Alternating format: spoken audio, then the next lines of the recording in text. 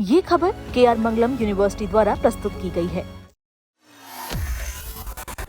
नमस्कार और स्वागत है आप सभी का जागरण जोश पर। CUET UG 2026 के रिजल्ट्स डिक्लेयर होने के बाद एक बहुत बड़ा विवाद खड़ा हो गया है। नेशनल टेस्टिंग एजेंसी यानी NTA के नॉर्मलाइजेशन प्रोसेस को लेकर स्टूडेंट्स और कई एक्सपर्ट्स दोनों ही गंभीर सवाल उठा रहे हैं। रिजल्ट आने के बाद से छात्रों के बीच हड़कंप मचा हुआ है, क्योंकि कई स्टूडेंट्स का दावा है कि नॉर्मलाइजेशन के बाद उनके मार्क्स बहुत ज्यादा कम हो गए हैं।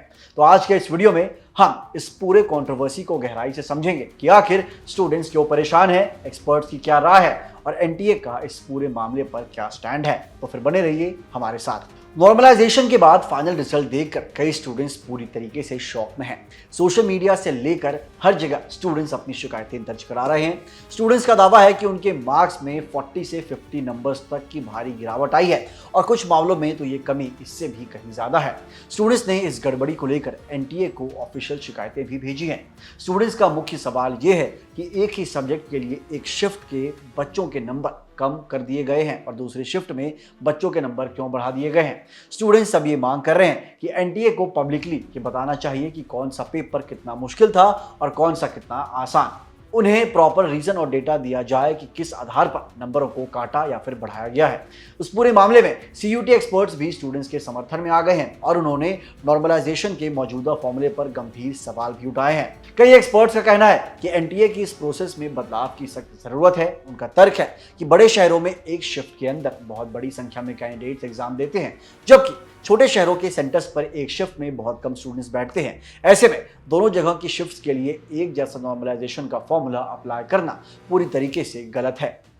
एक्सपर्ट्स और स्टूडेंट्स मिलकर मांग कर रहे हैं कि NTA को पूरा डेटा पब्लिक करना चाहिए, जैसे कि हर शिफ्ट में कुल कितने कैंडिडेट्स बैठे, किस स्टेट के कितने स्टूडेंट्स थे और किस शिफ्ट में कितने प्रतिशत तक नंबर बढ़ाए या फिर घटाए गए हैं। जब तक ये डेटा सामने नहीं आएगा तब तक ट्रांसपेरेंसी यानी पारदर्शिता नहीं आ पाएगी। अब बात करते हैं कि इस पूरे विवाद पर नेशनल टेस्टिंग एजेंसी यानी NTA के सोर्सेस का क्या कहना है। NTA के सूत्रों के मुताबिक चूंकि ये परीक्षा कंप्यूटर बेस्ड टेस्ट मोड में होती है और कई दिनों तक अलग अलग शिफ्ट्स में चलती है, इसलिए नॉर्मलाइजेशन करना बेहद जरूरी हो जाता है।